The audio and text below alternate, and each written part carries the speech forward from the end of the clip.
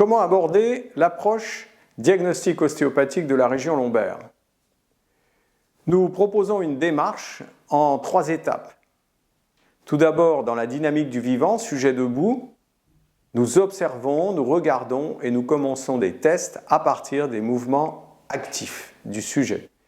Ensuite, nous verrons tout l'intérêt de la position assise en charge pour des tests plus analytiques.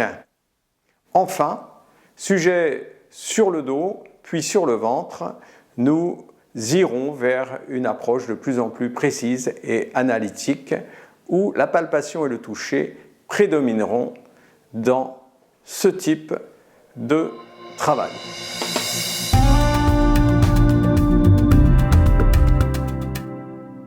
Après avoir interrogé le sujet, nous le regardons. Nous allons le regarder de face pour voir s'il existe de grandes asymétries, quelle est la charge pondérale, l'équilibre des épaules, du bassin, des membres inférieurs, le port de tête. Puis le sujet de 3/4, profil, nous allons attentivement observer le rythme des courbures. Avons-nous affaire à un sujet hyperlordosé qui vit sur l'appui de ses articulaires postérieurs ou au contraire a tendance délordosée, auquel cas les appuis discaux sont importants, ce qui est souvent invalidant pour la région lombaire? La courbure est-elle harmonieuse entre courbure lombaire, dorsale et cervicale? Quel est le rythme des courbures? L'importance de l'angle lombo-sacré, augmenté ou diminué. Et sur cette position, nous allons demander au sujet un enroulement progressif en flexion par le haut pour apprécier la flexion du rachis lombaire de haut en bas et observer s'il existe un méplat, partie moyenne ou basse, ou si au contraire, le mouvement se fait harmonieusement dans la flexion comme dans l'extension. Pour majorer l'extension, nous demanderons au sujet d'antéverser son bassin, d'élever les membres supérieurs et nous observons si le verrouillage en extension est de bonne qualité. L'inclinaison latérale lente, progressive, est importante. Elle définit une concavité droite lorsque le sujet fait glisser la main le long du membre inférieur droit, puis une concavité gauche et une convexité droite. L'augmentation de cette concavité, sa disparition d'un côté, peut traduire la présence d'une scoliose ou de dysfonction ostéopathique avec des phénomènes de coincement lors de cette inclinaison. Lorsque l'angulation dans l'inclinaison latérale est très marquée, elle traduit souvent une dysfonction monosegmentaire à un niveau ou 2 niveaux en particulier. Nous demandons ensuite au sujet de faire une flexion genou-poitrine, côté droit et côté gauche, ce qui traduit en principe une convexité basse de ce côté puis de l'autre.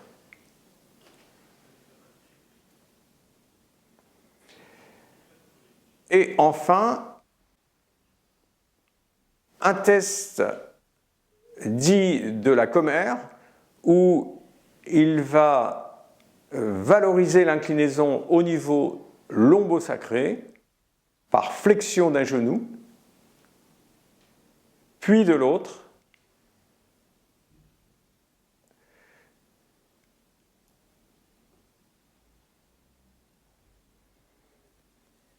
et nous observons le mouvement de la région lombo-sacrée lors de ce test. Sur le plan actif, nous demanderons au sujet de marcher,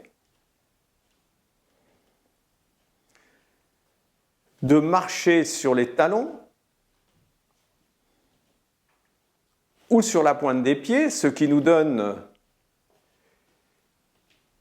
la tonalité au niveau des racines L5, S1, de battre la mesure, ce qui est intéressant pour évaluer la fonction des releveurs d'un côté et de l'autre.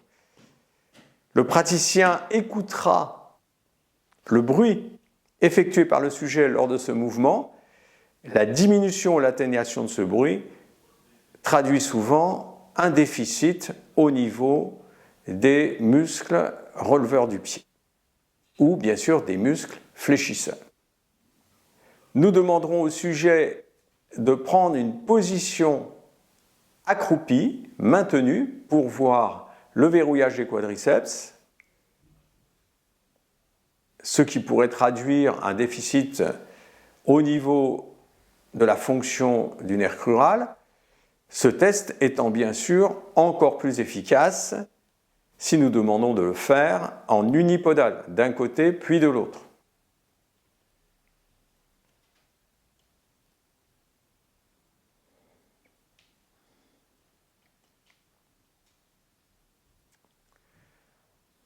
À ce stade de notre cheminement, et pour certains sujets, nous serons amenés à leur demander des tests beaucoup plus exigeants.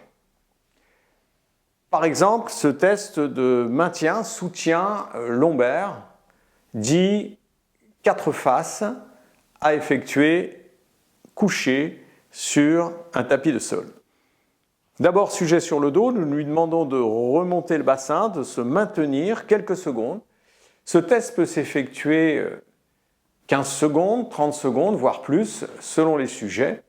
Ensuite, nous lui demanderons de changer de côté et de tourner ainsi sur 4 faces, d'abord sans mouvement, en maintien statique, ce qui nous donne une bonne évaluation du soutien de la région lombaire. Et puis progressivement, nous pourrons lui demander du mouvement qui va se faire à partir des membres inférieurs, soit maintenu en élévation, sur le côté, dans une dynamique rapide, lente, et ces tests peuvent être bien sûr variés selon les sujets et selon ce que nous souhaitons évaluer. Nous n'oublierons pas, au terme de cette première étape de mouvement actif, d'évaluer aussi la souplesse des muscles adducteurs, droit fémoral, ischio-jambier, psoas, etc., carré des lombes, masse sacro-lombaire, de façon à intégrer cette région lombaire sur le plan analytique avec les influences montantes et descendantes dont elle dépend en partie. Enfin, pour terminer notre approche diagnostique sujet debout, nous entrons dans une première technique qui inclut le toucher, la palpation, la perception et la dynamique active de la région lombaire. Le praticien est dos au sujet, il repose ses mains sur les crêtes iliaques et va placer ses 2 pouces au niveau de la pulpe sur 2 transverses de la même vertèbre lombaire. On peut choisir tel ou tel niveau.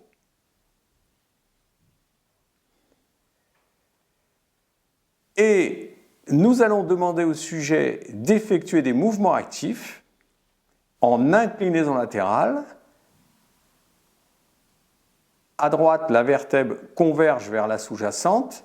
À gauche, elle s'en écarte. Puis, inclinaison gauche, c'est l'inverse. Ensuite, nous demanderons une extension, lordose lombaire, où la vertèbre va converger vers la sous-jacente,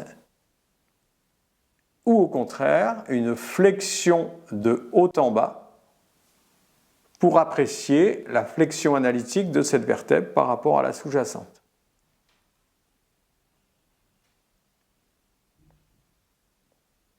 Nous cherchons à évaluer la qualité de mouvement, la quantité de mouvement.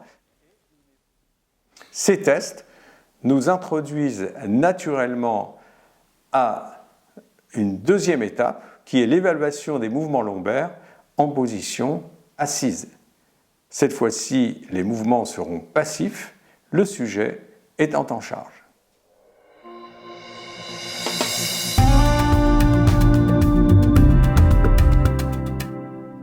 Nous allons tout d'abord palper les deux psoas afin d'apprécier leur densité, à savoir également si l'un ou l'autre est sensible, auquel cas le sujet perçoit une douleur lors de l'appui d'un côté par rapport à l'autre.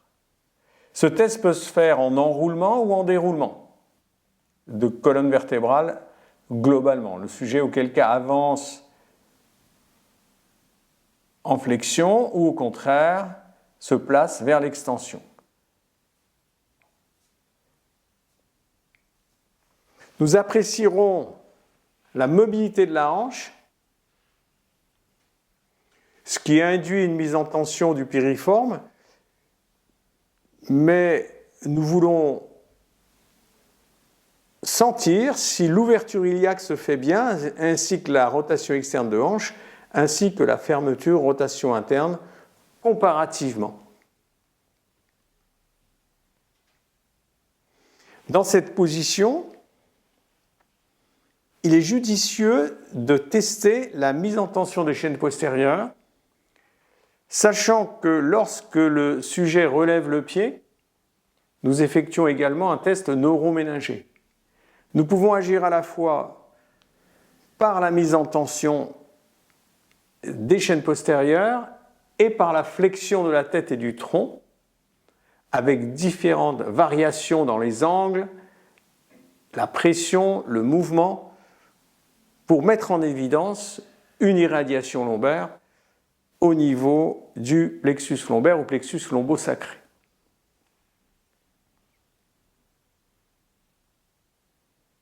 Le praticien se met ensuite dos au sujet. Il peut effectuer un test de compression. Son thorax prend contact avec la région lombaire ou dorso-lombaire. Rappelons-nous qu'à ce niveau, souvent, existent des phénomènes de tassement. Nous allons charger les épaules, ou les épaules et la tête, et apprécier dans les différents mouvements l'apparition pour le sujet d'une douleur, d'une gêne, qui, lorsque nous demandons au sujet de tousser, peut être majorée. Ce test peut se compléter par une percussion des épineuses de haut en bas. Si il y a la traduction d'une irradiation, d'une douleur ou d'une gêne particulière, ce peut être, lors d'un traumatisme, l'indication à faire des tests complémentaires. Le praticien dos au sujet, nous allons tout d'abord évaluer la force, la puissance des muscles transversaires épineux. Ces muscles, appelés aussi courts et longs lamellaires, vont se contracter du côté gauche lorsque nous demandons une rotation droite du rachis. Nous allons donc placer une résistance sur les coudes levés du sujet et contrôler par la palpation la tension de ces muscles. Nous résistons, le sujet tourne à droite, fortement, puis relâche. Et nous comparons en nous déplaçant avec le côté opposé. Tournez à gauche, relâchez. Ce test peut se faire à différents degrés de flexion-extension.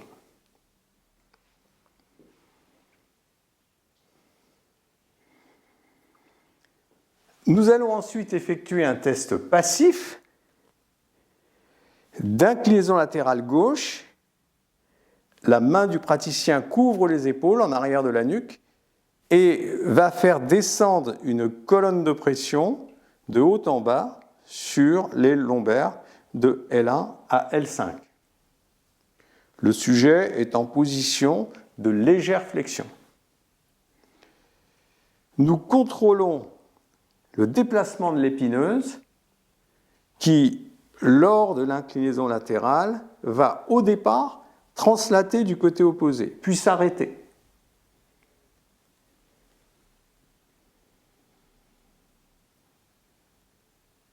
Nous percevons un déplacement latéral, puis un arrêt dans le mouvement qui correspond à une inclinaison latérale du côté gauche avec rotation droite en fin de mouvement.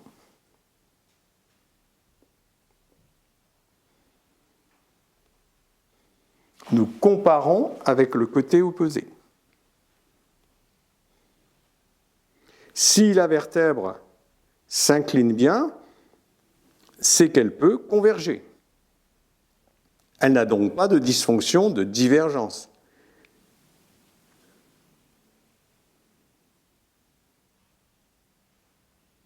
Ensuite, nous ferons un test de flexion-extension à partir du maintien des coudes du sujet en avant. Nous plaçons notre main sur la charnière lombosacrée, le sujet se relâche et lorsqu'il se redresse, nous évaluons les capacités d'extension. En remontant, nous allons pouvoir vertèbre par vertèbre apprécier cette qualité. Nous pouvons évaluer avec la paume de la main ou simplement avec nos doigts dans l'espace interépineux.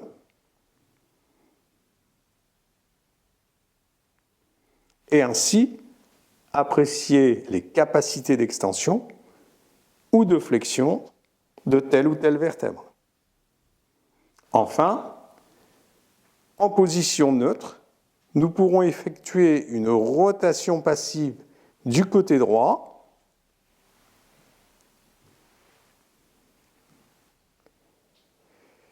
Cette rotation va créer des appuis du côté gauche et libérer les appuis du côté droit.